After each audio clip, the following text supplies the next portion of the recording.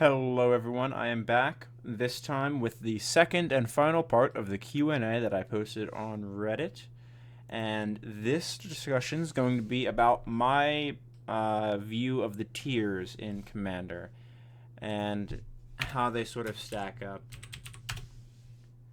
Just finishing up building this little list so you guys can use it as a cheat sheet, so to speak. Alright, so I think that's everything, and you'll notice I have a few different things listed. Knew I was missing one, Azami. Alright, so kicking this off, I'm going to talk about there's an idea in EDH and the format overall as 75% decks and 100% decks and what those really are. So a 100% deck is you've built the deck, no budget restrictions, as strong as you could possibly build that commander. It's going to meet the goal of winning the game as efficiently and effectively as it possibly can, as many times as possible. And it's going to have a high level of repeatability. It's going to maybe win 70% of pods, or even 60% of pods. 50% doesn't seem bad because you have 4 people in a multiplayer pod. So on an average distribution, you win about 25% of games, 1 in 4, because there's 4 people at the table. A 100% deck sitting at a table with 75% decks should win probably about 50 to 60% of all games played. If you play 100 games, it should win that many. And then pilot skill with said deck is going to increase that even greater. So 100% is as strong as the deck can possibly be built, and you're constantly looking to tune. And a big adjustment for the deck is switching 1 or 2 cards out, maybe. So 75% deck is the idea you can sit down at a table, and with a little bit of luck and some really tight plays, you can compete against a 100% deck. And a table of 75% decks with some good target selection, like in a multiplayer, with some good target selection and proper threat assessment, combined with just the smallest bit of luck, should be able to beat the 100% deck the fair number of times without too much of an issue. The 100% deck will win occasionally, but it's not going to be running away like a combo deck sitting down at a table of casual players. So that's what I interpret 75 as. You can sit down at a table with the deck, whether it's 1v1 or multiplayer, and have a reasonable chance of competing if you don't make misplays and you're a very skilled pilot with your deck and just the smallest bit of luck. You can beat 100% decks. That's what a 75 is to me. Less than 75, I'll usually call anything less than 75 or 60% deck, is what you think of, what a competitive player thinks of, and their gut reaction is when you hear casual EDH player, that phrase. You all just thought of that player in your local meta, or you met online, or maybe he or she's younger sibling or a friend of a sibling that just wants to play the game with you guys. And they build like the Animar deck that's just big dumb stuff. There's no rhyme or reason to the build. It's just, I want to cast big things. It's a Timmy deck. It's I want to cast Zendikar Resurgent and have it on the battlefield for 7 turns in a row and not win the game in those 7 turns. I just want to do big, dumb, hilarious stuff. It's the person who sits down and says, I'm resolving Tooth and Nail, but don't worry, it's not a win, guys. I just want to get like my biggest creatures. I want to put my 2 Eldrazi into play, and that's what my deck is going to do. And I might not win off those Eldrazi, but I got to put 2 12-mana creatures into play, and that's a win in my book. So anything less than 75, I'll typically call that 60% deck. And it just wants to do, it has a goal almost always that's different than winning the game, or the builder of said decks not as adept at building decks as they could be, or as they're going to be at some point during their Magic career. So this is my interpretation of the tiers as they stand for 100% decks. These decks are built as strong as possible, and you'll notice there's some duplicates. There's 2 Durettis, there's 2 Nins, I think I have 2 Animars floating around. Yeah, 2 Animars. That's what I knew. I knew I was forgetting something. Marath, as talked about in my previous video. Got Naya in here yet? No. So 2 Maraths. There we go. Alright, so this is 100% decks. These are as good as they can possibly be. And these duplicates that you're noticing, including the Rashmi that I have here on both sides, are... and I have this here because I'm not quite sure where the non-competitive version of her falls. So this is sort of a hedge against... I don't think she's really been fixed or solved yet, or even close to being solved. So I think she'll fall there for the slightly less solved version. So Tier 1, and we'll start there. General Tazri is a food chain commander. It uses the food chain loop to generate infinite mana for creatures. Cast General Tazri. Go get Kalastria Healer. I'll pop this up. Rally. Whenever a Kalastria Healer or another ally enters the battlefield under your control, each opponent loses 1 life and you gain 1 life. So you create infinite mana. You cast Tazri. Go get Kalastria Healer. Play Kalastria Healer with your infinite creature mana. Now you exile General Tazri to Food Chain, put her back in the command zone, recast her. Her trigger doesn't matter anymore. You just infinitely cast General Tazri to trigger Healer to drain all of your opponent's life totals. This is the most common combo with General Tazri. The secondary one is Halimar Excavator. Whenever it enters the battlefield, target player puts the top X cards of his or her library into the graveyard, where X is the number of allies you control. You can single mill your opponents out 1 card at a time by casting Tazri, responding to the Excavator trigger by exiling Tazri to Food Chain again, so you mill them out 1 card at a time. This is the secondary win condition. Some decks have eschewed the inclusion of Excavator. I tend to run it in my 100% Tazri build that I have in paper. And that's just because every now and then I have to exile the Healer to the Ad Nauseam, to the Tainted Pact, to various effects that exile cards. It's just nice having that Excavator as a secondary win condition. Note, if somebody has the shuffle their graveyard back into their deck Eldrazi, you are not allowed to rules shortcut and say, I'm going to mill you to 1 card infinitely until you have only 1 card left in your library, and then that card's going to be the 1 Eldrazi. It is not a legal statement to say. You can say, I'm going to mill you down to 1 card. Oh, all right, trigger, we're going to resolve that trigger. Now that that trigger is resolved, you can start milling them again. But you cannot make a play shortcut of saying, I'm going to mill you to 1 card, and I'm going to keep doing it until that 1 card is the Eldrazi. Because statistically, even though it might happen, it could never happen. So you cannot make that shortcut. That said, I'll typically mill them down to 10 cards, and I'll try to keep going. Most opponents will concede if they see you're not worried about doing time. Furthermore, because you are changing board state, Tazri is entering and leaving play. A judge cannot call you for slow play, as they can in the Horseman 4 Horseman combo that you see in Legacy, because the board state is being affected by the loop that you're demonstrating. Slow play is not a call that can be made on you if you are playing in an EDH tournament that has timed rounds, so to speak.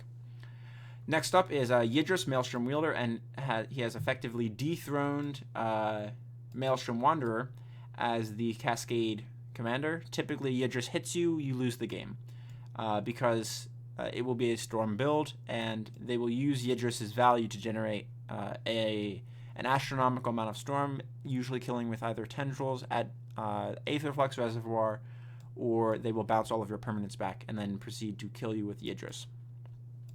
Breya Ethereum Shaper. This is not, in my opinion, Nate's build. Breya has a combo variant, and she uses I call it the Doom Dragon combo, and that is what the Reddit post came up with when we were trying to break Breya. It has a Doomsday build using Laboratory Maniac. It has an infinite mana combo with Dragon plus Animate Dead, Reanimate, Raise, or any of those Raise Dead enchantment effects with World Gorger Dragon to create infinite mana. With Breya in play, once you're creating that infinite mana, every loop you sacrifice 2 of the 2 artifacts she brings in, the tokens, because you have infinite mana, deal 3 damage to a player.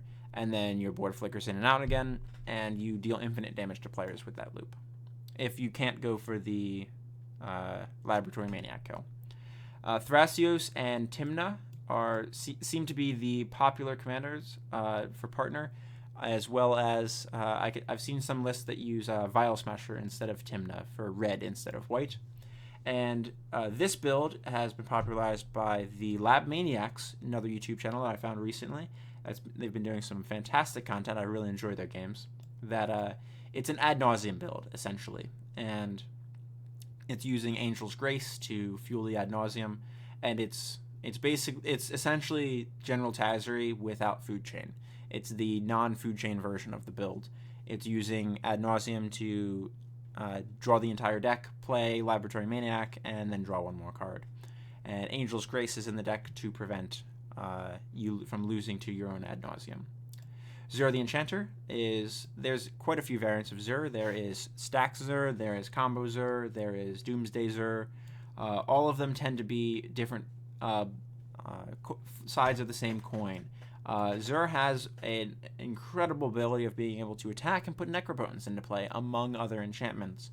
And the combo version uses, or the enchantment combo version uses Zur to put Rest in Peace into play, and then you use any of the tutors that you drew off your Necropotence to get Helm of Obedience and exile your opponent's deck. The Doomsday one naturally wins through Laboratory Maniac, and the Stacks one generally will have one or two auras to equip up Zur and win with commander damage. Or they'll go for the combo after establishing a Stacks board state. Leovold is the new bug good stuff commander where wheels win the game. And I'm sure most of you have seen how good Leovold can be in either some of my videos or in your local metas. And then Jeleva, finally, is the secondary Doomsday commander, and Jeleva is in the deck mostly because she's a safety valve. The deck is a straightforward Doomsday Grixis build, and the deck will only cast Jeleva when something's gone wrong. They need to try to hit more spells, and she's a source of card advantage. If they get one of their wheel effects underneath Jeleva and attack, or their Past in Flames, Board Wrath, whatever, it gets them back into the game. So Jaleva's there as the backup plan. That is what I consider Tier 1. And short of these, you will notice some exceptions that I've taken out of Tier 1.5, that is both of these columns, that I do not consider Tier 1. Teferi is not Tier 1. Jace is not Tier 1. Arkham is not Tier 1, but he's probably the closest monocolor commander to Tier 1 in my opinion. Sidisi is not Tier 1. And they do not make the cuts because they are hampered by the fact that they are a single color commander. There are things that these decks simply cannot deal with. Arkham is the closest because of the Printing of Paradox engine and the fact that he can tutor Spine of Ish-Sa into play to destroy any permanent. Those are the only things that put Arkham above other monocolor commanders, as the ability to deal with literally anything on the board at that moment. So Arkham is the strongest monocolor in my opinion. Tazri is generally 4 colors. Most builds drop red, my own included. So Savala is a combo build. You're usually winning with Staff of Domination. I think it's Staff of Domination. Yisan, you've seen on my channel. Jace and Teferi are two sides of the same coin. They're usually, the best builds are high tide builds. Jace is the 1v1 commander of choice. Teferi is the multiplayer commander of choice for the same build. And they're both running the 99 of the opposite. So the deck switches between 1v1 and commander. The best of any, I think, because all you do is change the commander. It's still a high tide build. You're winning with, generally it will be decking your opponents or Lab Maniac win yourself. Azami Lady of Scrolls is the final mono blue, and it's usually infinite turns style deck. Sidisi is a storm build. You use Sidisi to tutor into the Reanimate plus Necrotic Ooze combo, or you have the Ad Nauseam build in the deck, and you can Ad Nauseam your entire deck into your hand and win with Aether Flux Reservoir or Tendrils of Agony. So that's the Sidisi build. And then Duretti is up here as a 1v1. I believe he is tier 1.5. And That's because his shenanigans that he generally does, destroy all lands, and board control, are very good in a 1v1 format where you only have to worry about one opposing commander deck. The multicolor tier 1.5, Scion of the Air Dragon, Breya control version, as you will see in Nate's, and Breya sort of bridges this gap the same way that Arkham does. If the pilot is good enough and the card pool is deep enough, Breya can be tier 1, tier 1.5, or 1.75, so to speak, because of the draw and the pilot skill. Shroom the Hegemon, which is basically bad Breya at this point, but you still see in some local metas because the decks don't have as much red. Allure, Ageless Ascetic, which is another version of bad Breya, in my opinion, at this point. But you'll generally see it 1v1. It's very good at not caring about early aggro, which is why you play Allura. Narset, which is far and away a very bad version of Zur the Enchanter. If you're playing a commander that has to attack to win the game, you should just play Zur. Narset does very different things, but it still requires your commander to be put into play and attack to win the game.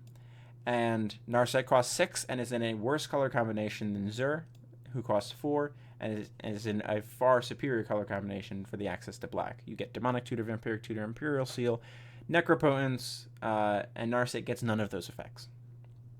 So Narset's very good in a multiplayer format, but in 1v1, she is solidly tier 1.5, maybe even 2, depending on the matchup. I don't think she gets more than 55% in any 1v1 matchup edged out to her.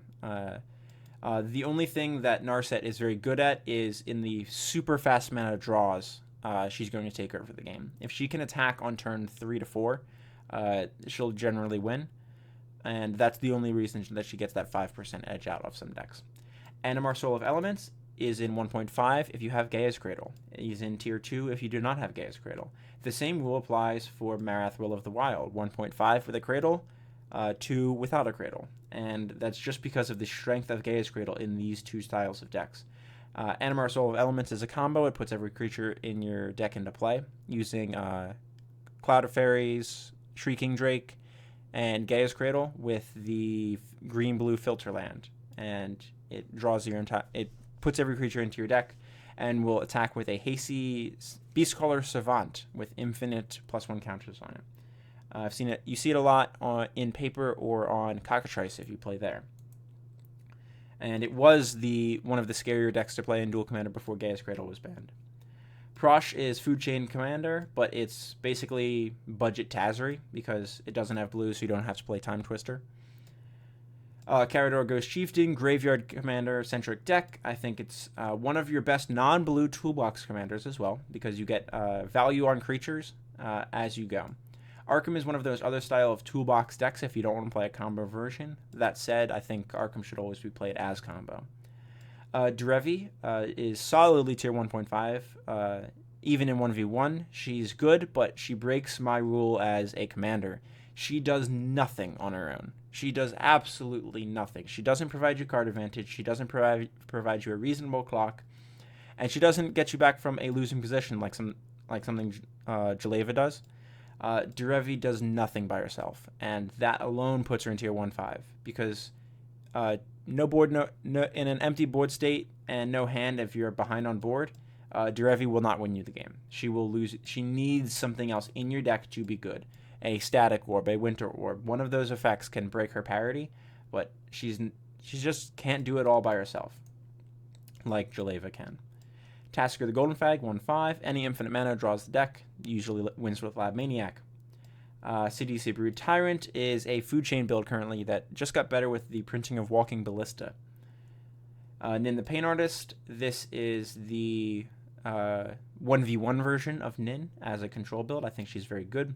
And you can check out Brian Weitzman's channel if you want proof that she's very good. Brago and Grand Arbiter are tier 1.5, and they are only tier 1.5 in multiplayer commander ban list because they require the fast mana to be effective. Brago is severely handicapped by the lack of the fast mana because he uses that ability to, on turn 4, attack and produce an additional 4 mana that turn. Grand Arbiter is one of those decks that if you don't get him out in turn 3, he's really, really handicapped in the even 1v1, and you're not in the position to be able to take over the game. Furthermore, Grand Arbiter doesn't provide any good clock because he doesn't fly, he doesn't have evasion.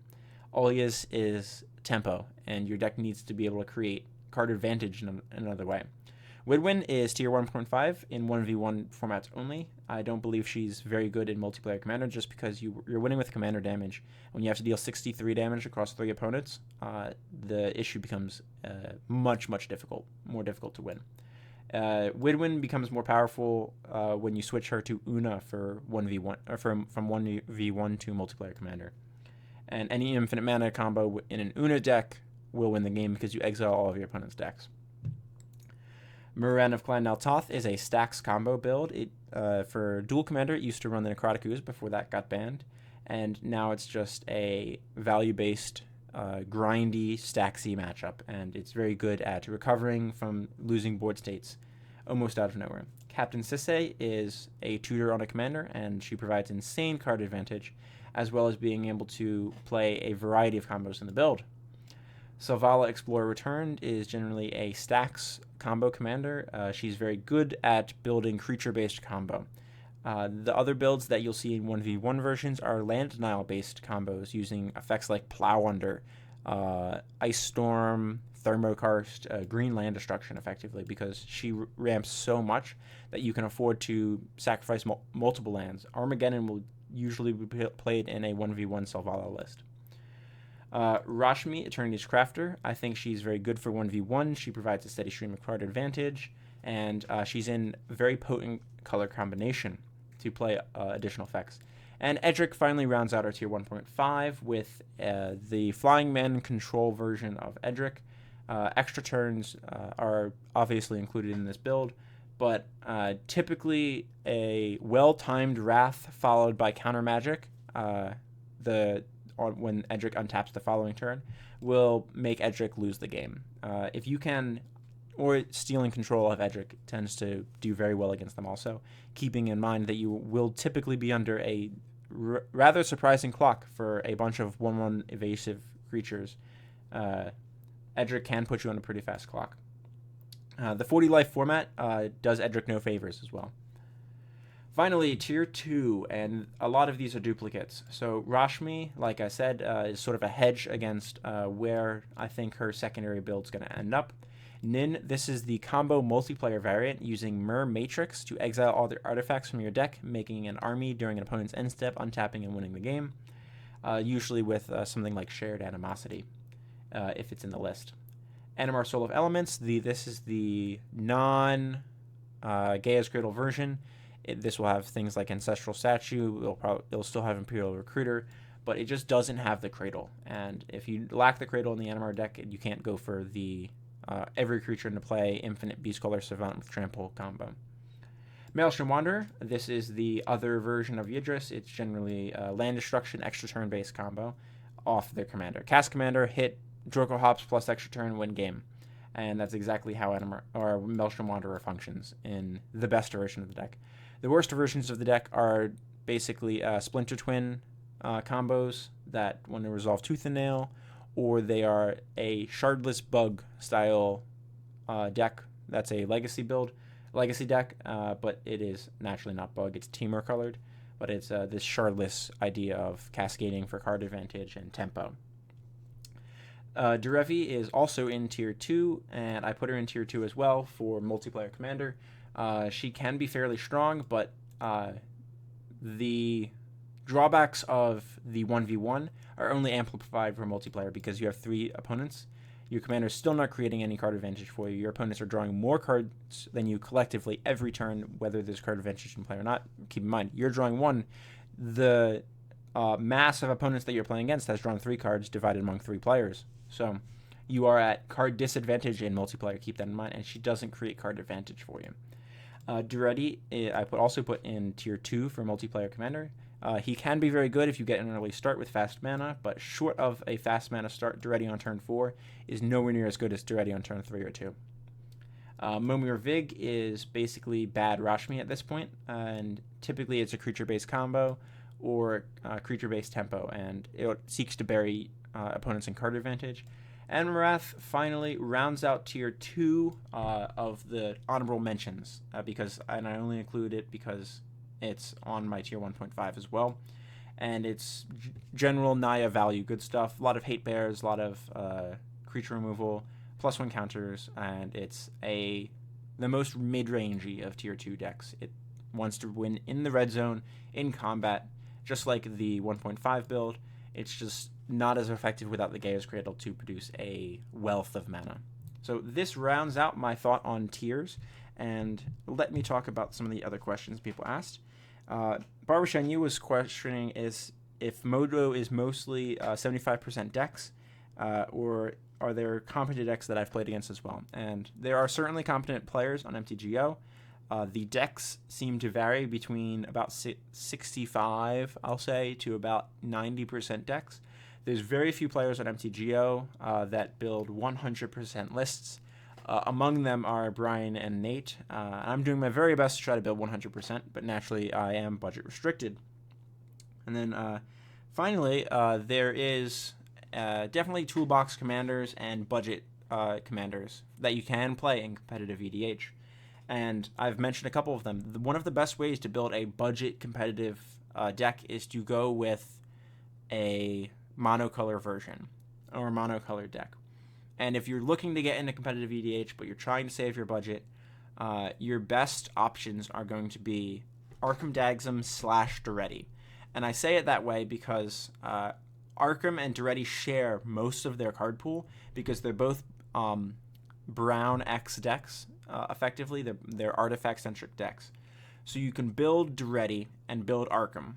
Like if you're playing Paper Magic, buy 200 or 300 of the same Dragon Shield sleeves, exact same. I recommend matte shields, just because they don't stick together as much, or whatever sleeves are your preference. Buy enough to sleeve 2.5 EDH decks at least, and then have the artifacts that you have for each deck, like a list of what you include, and build both decks around the same artifact core. So that way you can take your Arkham deck, pull out all the blue cards, add in the red cards from Duretti, and then you have your Duretti deck to put together. And the reason I recommend this for budget is you get 2 EDH decks for a fraction of the cost that it would cost to build 2 competitive EDH decks. That said, my idea of a budget paper EDH deck might be $200-300 just to get all of the pieces that you need. But compared to some of the other decks that can get up there, I think my Tazri deck, without the Time Twister, is probably over $2,000, and then you just have Time Twister on top of all of that. My Tasigur deck that I have built has a Bazaar in it, so the decks can get very up there as you add things in. And the only reason I don't include Yisan as the most budget friendly is because this list that I have for Yisan includes a Gaia's Cradle as 100% Yisan, so to speak, as well as the Selvala. So having that 150 or whatever the current cost for Cradle is on top of the other 98 cards in the deck, I think is going to put it out of budget, because if you're building a budget deck, it doesn't feel good spending that much money on a single card because you don't feel like you're getting your money's worth. That said, both Arkham and Duretti kind of require the inclusion of Mana Crypt in your deck. Conveniently, though, Mana Crypt has dropped significantly in price. It's the same price as the Mox Opal right now, which you would probably play in both decks as well. But if you are looking for a budget commander, I recommend either Arkham and Duretti, or maybe the Sidisi. Sidisi is probably the most budget, but it's the most streamlined, and it honestly, to me, it's not the most fun to play. You cast Sidisi, tutor for Buried Alive. You Buried Alive your Necrotic Charskelian and Phyrexian Devourer, and you reanimate the Necrotic Ooze and win the game by exiling your entire deck. Or, conversely, you cast Sidisi, tutor for Ad Nauseam, cast Ad Nauseam, draw the deck, use all of the free mana that you have included in the deck to first play Aetherflux Reservoir, and then play enough spells to laser 3 of your opponents, which happens surprisingly fast. compared to the amount of spells that you have in your hand, because the deck is designed to ad nauseum 90% of the deck into its hand. So Sidisi is probably the most budget of decks that I have covered here, but for a true, it's very glass cannon-y. If you're stopped, you just lose the game. There's no middle ground that you can play, and Arkham and Duretti both have middle ground and interplay between multiple decks or opponents that you can face. Sidisi's so all in on the ad nauseum or Necrotic Ooze combo that if it's stopped, you lose. You don't get to interact with your opponent's build at all, and it doesn't feel very satisfying, at least for me, to play a Sidisi build. I have run it a few times in paper. It's just not my cup of tea. So if you're looking to get into competitive EDH, especially on MTGO, where you can buy your workshop, which should be played in both Arkham and Duretti at a certain point, I don't think you need to run it, but in the 100% build, you run workshop. But the budget build, Duretti and Arkham can get away without workshop. All you need is the Mana Crypt, and you're gonna have a very comfortable, fun deck to play. And then if you're just trying to build like a tier 2 competitive EDH, Marath is your way to go after that. Marath does so much for just in the command zone. It's card advantage. It's removal, it's life gain, it's creature swarm. You have Earthcraft, you have Skull Clamp. You have so many things that work well with Marath that it puts you in a very good position to build a mid-range instead of combo EDH deck on a budget price. So I hope you guys enjoy my commentary on this style of the format and this sort of content. If you want to see more of it in the future, I think I might try to do it again at some point. I know it's not the usual gameplay, but I wanted to be able to offer multiple styles of content for some people who just enjoy this type of conversation. Let me know in the comments down below if you think I missed some cards on the list, or if you think Sidisi should be tier 1, or Breya should be tier 2, or if you think there should be some movement between the lists. I did talk about it a little bit, and I'm sticking to my guns. Teferi and Jace are not tier 1. And even in 1v1, Jace Vryn's Prodigy sort of becomes tier 1 in Dual Commander, where there's not fast mana, and he's playing a fair game of land development. I think Jace Vryn's Prodigy can be 1v1, and he's not Baby Jace, he is JVP or Mini Jace. Baby Jace is Lorwyn Jace, if you've played Magic long enough to have played during Lorwyn. But I think he's tier 1 in strictly Dual Commander, but with multiplayer ban list, he is tier 1.5. The inability to deal with permanents in monocolor decks makes them sort of unable to break into that barrier.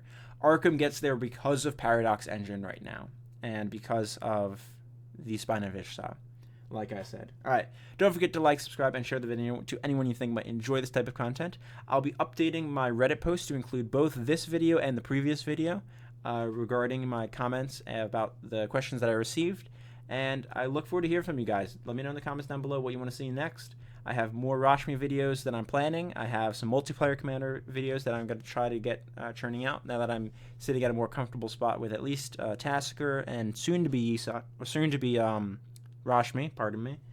And I love engaging with you guys. I love hearing from you. This is a discussion about the format, and well, this video is, and that's what my channel wants to do. I want to have a talk about the format. I want to explore different angles and lines with you guys, and why I think some things are better and some things are worse.